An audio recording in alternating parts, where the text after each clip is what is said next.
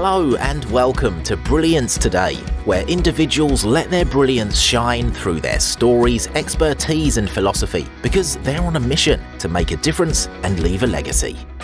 Introducing Brenda Dempsey, publisher, speaker and TV presenter. Get ready to be inspired. Hello and welcome to another episode of Brilliance Today, the place where we are surrounded by brilliance, the place where I get to speak to amazing human beings, and it's my job to bring out their brilliance for you to see, hear and feel for sure, and make sure that you note their name, who they are and the difference they are making in the world. So with all the brilliance around us, let me introduce our special guest today. I'm very excited to speak to Sugandha Sahay. And hopefully I've said that. I know we practiced it, but forgive me if I didn't quite get it right. So good day to you. Good day, Brenda. Thank you for the wonderful introduction. And I love what you're doing, to spread around like the word about people who are trying to work towards brilliance or who are trying to work towards their industries. So super happy to be here. Yeah, absolutely. I'm a publisher, but I'm more a publicist than a publisher, I think, because I just love bringing out the best in people, as I said, right at the top. And that's what we're going to talk about today, Sugandha. So just relax, just be yourself and let that natural brilliance shine. So before we go on any further, not nobody, people do know who you are, but maybe the listeners and audience today aren't too sure who you are. So just give us a little bit of information about your background, who you are, where you're from, and what really drives you.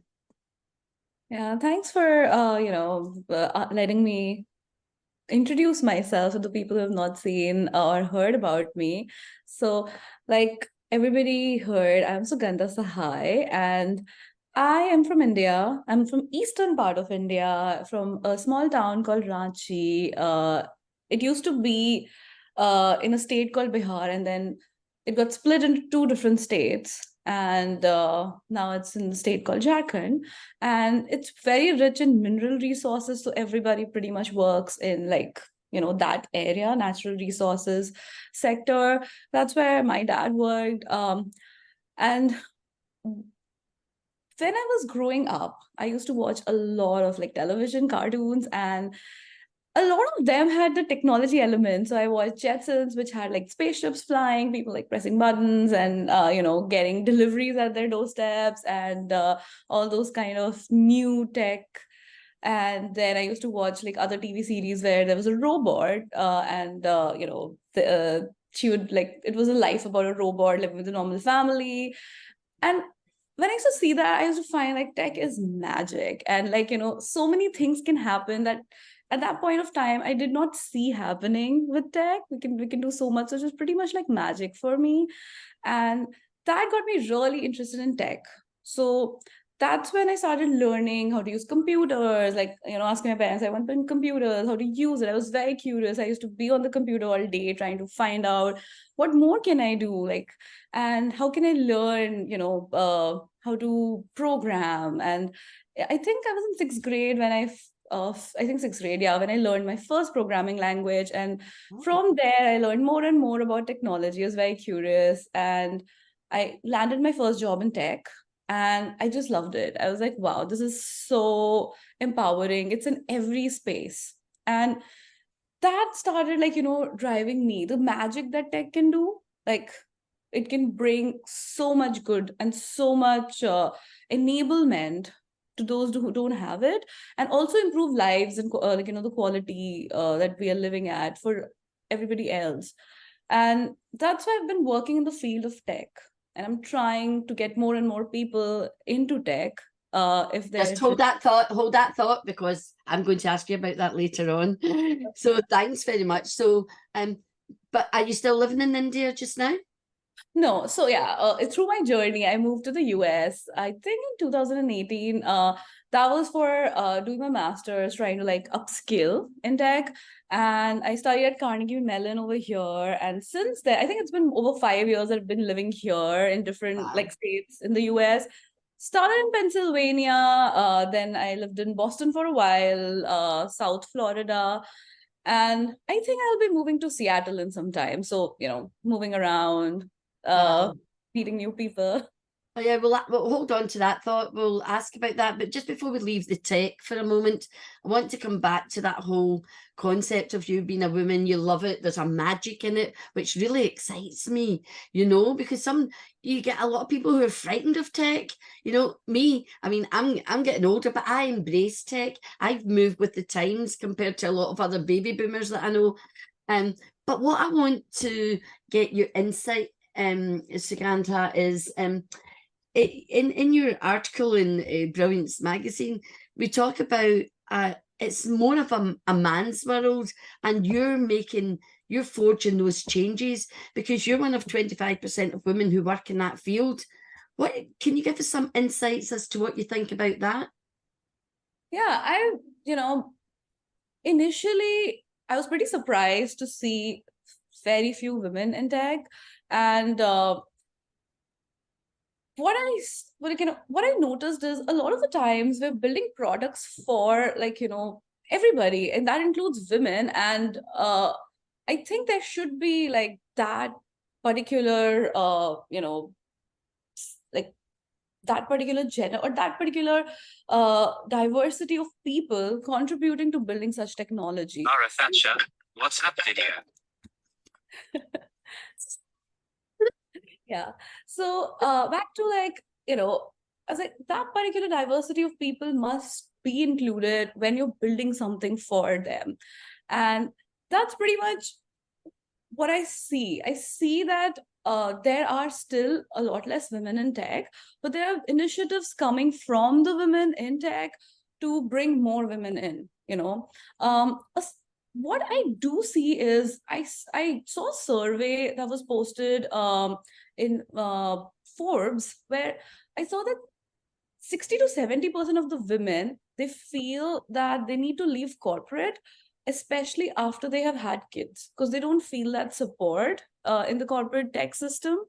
Some of them, in that particular study, I saw that some of around 20-25% of them wanted to become like entrepreneurs, solopreneurs, and continue their journey in tech, which is great. But a lot of them actually, the rest, like 75% of that 70%, did not say that they would continue that journey. And that's pretty much like losing that perspective of people who've actually worked here, built stuff, and they're just gone because they didn't feel the support. I'm seeing a lot of people changing their outlook in the companies that I have worked in and trying to support more women, more families in tech, trying to bring in that diversity consciously. I really hope that continues. I try to work towards it, bring the awareness. But yeah, that's So, very sorry to interrupt there, Sugandha, but what do you think it needs to attract more women in? And why are women reticent to getting into tech, do you think? So I've spoken to a lot of people. One major thought process that I see is, women in non-tech going to tech. They think it's very hard. Like some of, some of the people I've spoken to, they're like, "Oh, that's so hard, and that's so difficult. I can't do it." And that's when I'm like, "No, girl, you can do it. If I can do it, you can do it, because it seems difficult, but it's not that difficult." In 80s and 90s, I heard that I was speaking to a lot of people who were from that timeline, that when they would go to school and they would not see enough women in school, and they would have issues like in the classroom they're not being heard, and when they join the job, they're not being heard in the boardroom or in the meetings. Like sometimes I hear women say that they literally said the same point, but a man said it and then people paid more attention. So those are some of the things that I have heard, makes them feel that maybe I'm not good enough, gives them imposter syndrome or feeling of that, and then they just feel, okay, maybe I'll find a better place where I'm valued, or there are more women and it's more acceptable. I definitely think yourself with so much passion I think you'll be a trailblazer to help women. Absolutely. Because that's a mindset shift. It's a mind, and I love what you said, because it's, I talk about an I can revolution. If you think you can do it, you can. If you think you can't, you can't, I think Henry Ford said something like that as well. So therefore I definitely see you as that leader, as that role model. And I want to leave that point there, because I'm asking you about that towards the end. So we'll come back to that. But when I was reading your article, you kept talking about hyper automation. Can you explain that so that we can understand what hyper automation is? Absolutely. So in tech, my niche is hyper automation. And what it pretty much is, it's automating all the, mundane, repetitive daily tasks that we all have, like identifying them and automating them using the latest technology. There's so many things now that's coming in, like low code, no code solutions, that people who really don't code can also, like, build solutions and automate stuff. We didn't have that earlier. So to be able to automate something, once you identify, you have to learn a complex tool and then set it up. So then there was another set of automation engineers, but they are difficult to, hire or get time for. So every person, every program manager, every person who's working in tech may not be a developer, an engineer, or have the knowledge of automation. So it's pretty much to empower everybody who's working, not just in tech, in a business, like people like you who are not in tech right now. You are a publisher, but even empowering you to be able to find, okay, this part of the process does not need me, and I can automate it, and giving them those tools and technologies to be able to do that. So that's pretty much the concept of hyper automation. And I really find that super empowering, because that's pretty much it, right? Like when I am doing my work, sometimes I feel, okay, I cannot spend time from like 5 engineers to automate this part of the process. Can I do it myself? And I started like teaching myself those technologies and those tools. They're not even like very complex, very easy tools to do that. And I did that. Like I taught some of the non-tech people working with me to do that for their jobs, and so on and so forth. And now it's become a thing where everybody's feeling around me that I've worked with is feeling empowered, that they're like, oh my God, now I have so much time to think about more creative things that I can do, and more parts of the process that I can improve. Yeah. I've got to say, I have a saying, when you're learning something, so you as the person has to nail it, then you have to automate it, then you have to delegate it to free up your time for more creativity, and so there's lots of apps and things out there for business owners like me, small and medium-sized business owners, to be able to automate things. So I think it is really important now, with the technology we have to embrace it rather than fear it. And automation absolutely is a way to go. I know I need it in my business. So if you've got any tips, I'm definitely having another conversation with you, Yeah. So thanks for explaining that hyper automation. And does hyper automation always need, just another one because I'm thinking about it, does it always need to be done in code, or is it about you finding apps and things?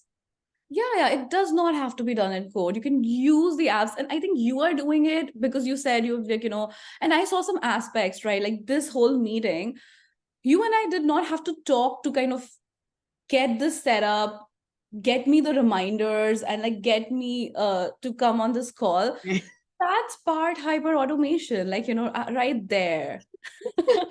So I'm doing it and I didn't even know what it was called. Do you know what? I'm going to write a post about that on LinkedIn. I'm using hyper automation, and I'll give you a shout out for sure. So thanks a lot. That's wonderful. And that's the thing. I've got a saying, Sugandha, we don't know what we don't know. And we need to speak to experts like you, brilliant young minds like you. This is live, and hold on, it is so crazy. It's not going to stop. I don't know how to turn it off. It's a new system, and so this is tech for you. We're doing it live. You know, I can't answer it. My partner's not in. I don't know how to stop it. Okay, that's it. Oh no!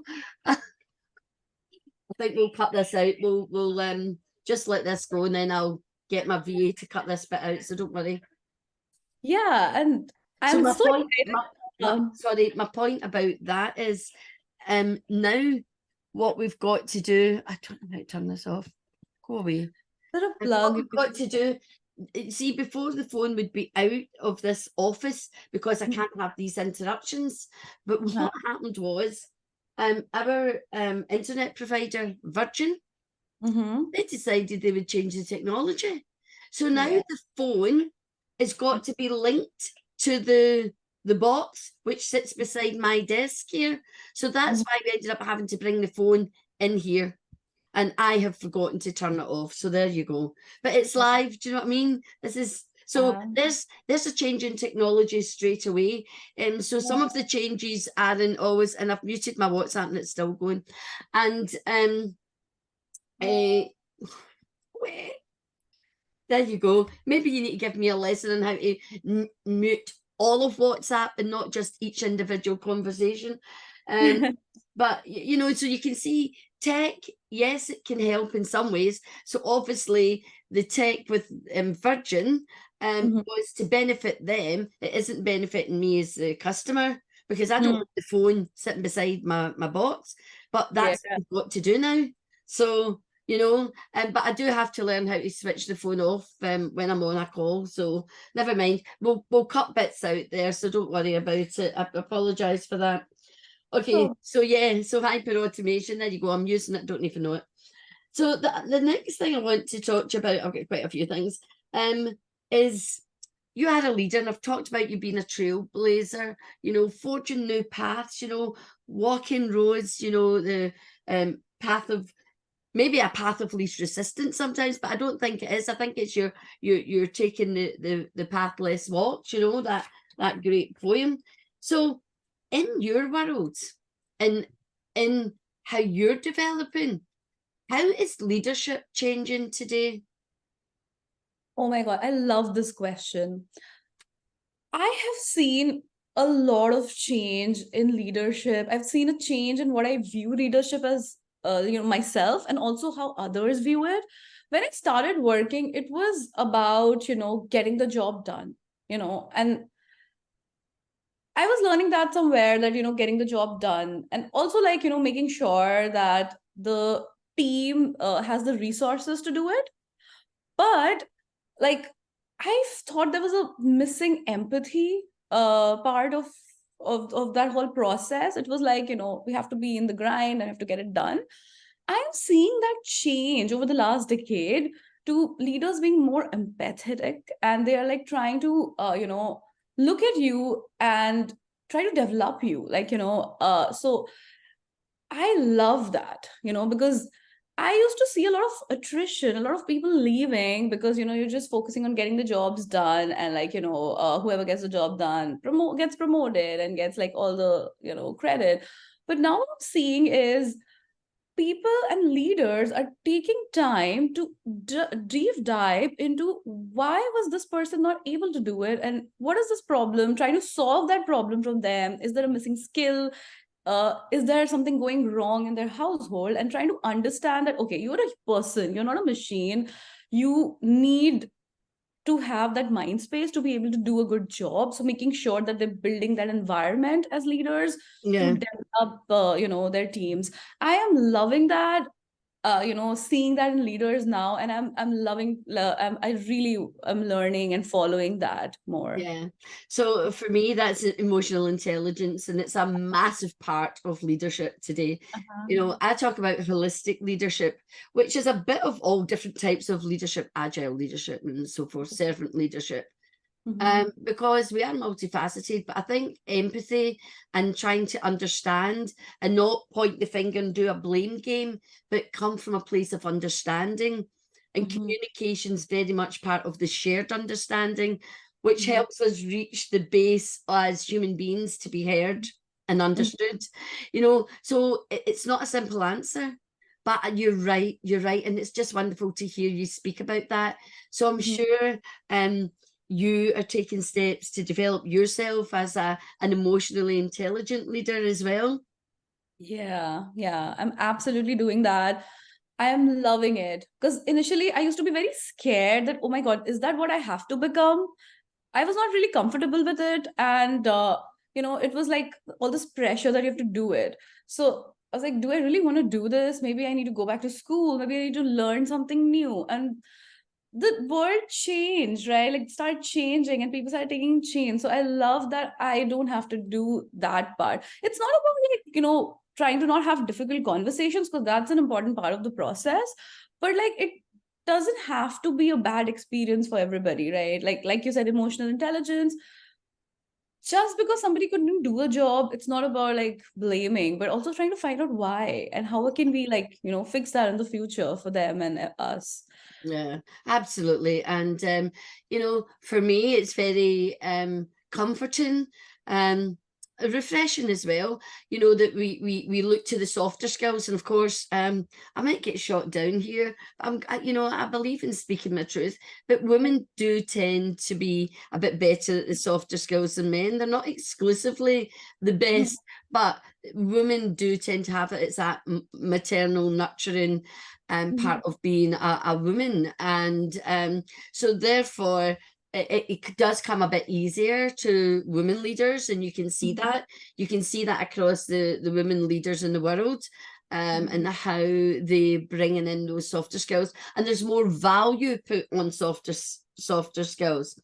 And that word value is very important to me, and I want to ask you about that, because you do talk about it, and this is about being value driven by the values that you hold dear from inside out, that drive you in your personal life, but also using values to drive and create those relationships and wonderful cultures in business.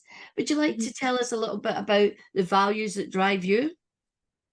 Absolutely. So my parents and grandparents, have seen them. They have this strong relationship. They build a network, build a strong relationship with people, and hold on to it for years and years and years. And I used to think, wow, like, that's very interesting. And I saw that goes a very long way at work as well. Like, when you're working, you're in business, that relationship, right? Like that personal touch angle, right? Where you're not being super transactional, that, okay, I need this from you. And then we're done. You take the money and Run. it's done. Yeah. Yeah.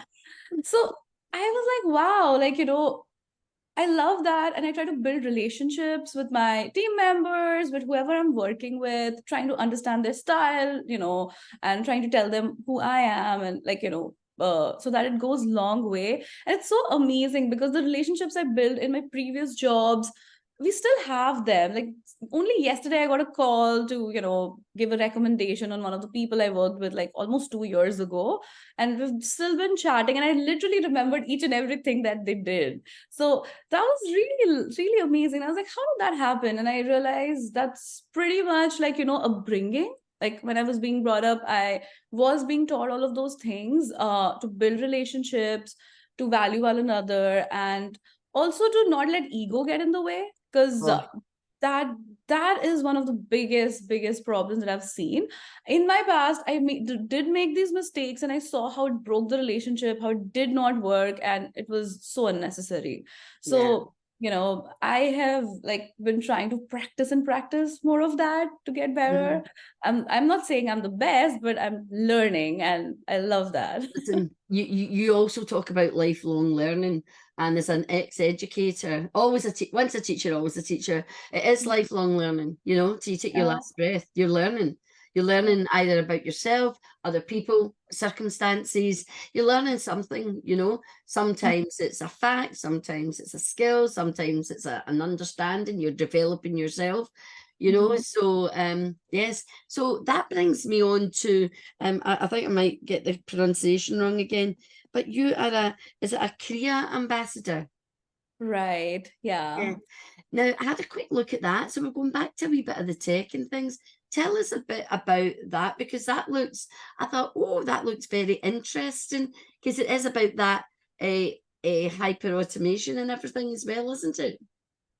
So yeah, so Kriya is this platform that was developed by this woman leader, very amazing woman leader called Debashri Datta, and I only got to know about it because I was just looking around for a place where I can, I was mentoring a lot of people, but it was getting out of hand. Some things were coming through LinkedIn, some through emails, some through my WhatsApp. So I was like, okay, I want one place to do it, and there were many options. And then I found that okay, Kriya and a woman leader, and so it looked beautiful. It had like really amazing features. So I reached out, spoke to her, and so they have this program called the Expert Circle, where if you're an expert in a field, you can get invited to be on Kriya, and then mentor and also develop yourself as a coach, develop others in your field of expertise. And I thought that was an amazing idea. So they had an ambassador program where they invited me, and I was like, yeah, I love this initiative. I love how we are trying to spread knowledge and also develop ourselves. Yeah. And that's where I was like, yeah, I am going to be your ambassador. I'm going to be, and they really believe in building relationships. So I love that. And like that's why I'm one of their like biggest spokesperson. I see. Love it, love it. So you can you're giving a plug here now. So I love that, so there you have it. It's Korea. So how do people find out about it? Is it an invitation only, or can they go and be like you and be a bit nosy and find something out? Yeah, they can be nosy. They can go in and either go to kriya.co and like find out there. That's the website, or they can actually like reach out to Debashri Datta and on LinkedIn, and she can like connect to the right people.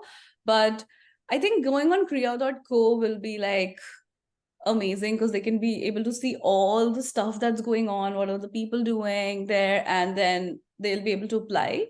And I'm here. Let me know. Yeah, so it's all about your expertise. It's that brilliance again that I love to share, create those ripples of brilliance. But I definitely see that as a great stepping stone into leadership, because you talked about mentorship, and I know that's important to you.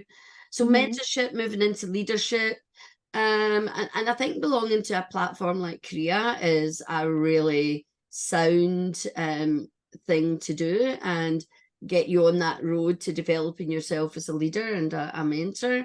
So congratulations, and it's great. I love to give platforms a little plug if they're doing great work and they're helping people. And it's like leaders create more leaders. They put their hand out to pull people up. It's not about looking down, that you've already touched on earlier. Now I want to talk to you about something else that I love, because it's how I live my life. It's how I like it. And we talk about 3 things. You talk about having a little notepad or using apps or whatever, and finding 3 points from whatever you're listening to or observing or whatever. So tell me why you've picked the 3 points. I know it's a universal rule and the human brain loves it, so I don't know what you know, but it'd be good to share that. And also, what 3 tips would you like to give people listening to you and listening to Brilliance Today?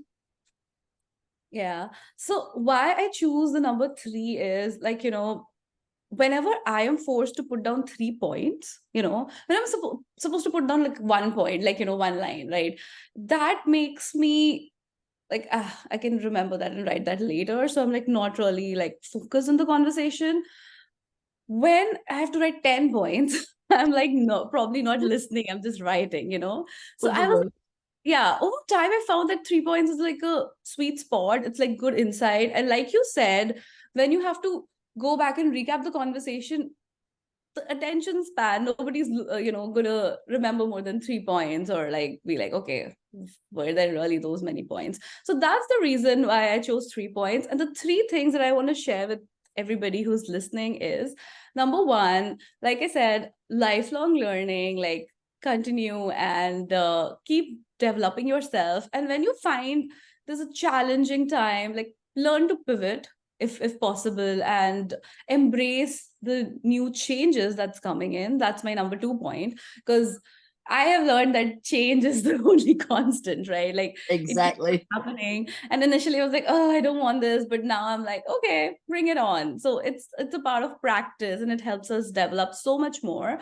And the third thing is the relationship angle that I just spoke about. Like, let's let the ego go away and let's build relationships. Let's focus on that. And I think that's going to make us amazing people, and you're going to meet amazing people and build brilliant relationships. Yeah, absolutely. And scientifically, the universal rule of three, the human mind loves it. If you get one, fine. A lot of people go on about the one thing, and I love the one thing as well. But when you have that three, one, the brain thinks, oh, there's got to be a bit more. Two, oh yeah, that's better, but it's not enough. I need just one more thing, because it's easy to remember three things. The recall for three things is quite easy. But the minute you go into 4 or 5, go to 10, you've lost people. And this is one of the things I know I teach people when they're talking, writing their books, writing, whatever they're doing. Use the universal rule of three, because people will remember it. They will remember it with ease. So you want to be remembered. So make sure you're using, as I said right at the top, you don't know what you don't know. So now we're telling people on this podcast, the rule of three, use it every single day. I use it in my life constant. It's a constant. And talking about change, I love that, because human beings don't like change. So let me tell you a little analogy or a little story that helped me. Well, I can embrace change. I'm extremely flexible, right? I can tie myself up in knots. But there was something else I thought about one day when I was talking about change with people, and that is, change is constant, and change happens every waking second. Because let's think of us and the human body. The human body is shedding skin, growing more skin, losing hair, growing more hair. The cells are constantly changing. Your blood's flowing. Everything's movement. Nothing stops. Nothing ever stops. And even when I took a step further, you think when you die, everything stops. No, your body keeps on going and changing. So, we decompose and all the rest of it. Not that that's a nice subject to be talking about, but anyway, it's part of life cycle. And so therefore, when you start to really open up your mind to it, change brings new things. It brings beauty. It brings growth. It brings new relationships, because you speak to other people. So the point you made today, Sugandha, are just absolutely amazing. And I love everything that you're doing, being a leader, mentoring, being part of Kriya, the leadership. It is so enlightening. So last question, going back to young women. I'm not just saying young people, I'm focusing on women, because I think you're quite exceptional at what you're doing. You're passionate, and you're driven, to make that difference. So this is all about brilliance, and brilliance is energy. And that energy comes from within, that passion. So what would you say to young women about how they, like you, can tune into who they are and bring out that brilliance? What does that take? One thing that it took me was like moving past my fears, because I was scared of so many things, like scared of moving to a new country, scared of this job, like, scared of, am I going to do well? Like, scared of learning new thing. What if I fail? So that just trying to move past fear, like take baby steps. Okay, let's take one day and see what happens. And I'm like, okay, no, I'm alive, everything's good, it's working. So you move on to the next step. And that's what I've been doing. And I tell every young girl, be scared. Don't have to be like fear free, but then just move past that fear, the thing that you're scared of, little by little, and you'll see, like when you look back 5 years, you'll be like, oh my God, how much did I grow? Yeah, absolutely. And I love that. And I'm going to use that word from now on. And that word that you used that really lit me up was fear-free. We talk about being fearless. No, fear-free. I love it. And it's good alliteration as well. So I really love it. Oh, Sugandha, it's been just such a blessing and a pleasure having this conversation with you. And I look forward to letting everybody else hear this wonderful conversation. So thank you very much for being my guest today here on Brilliance Today. And you certainly have sprinkled your brilliance all around. So everybody, I hope you've enjoyed listening to Sugandha, all the things that she said. Get in touch with her. How can people connect with you, Sugandha? You can connect with me on LinkedIn.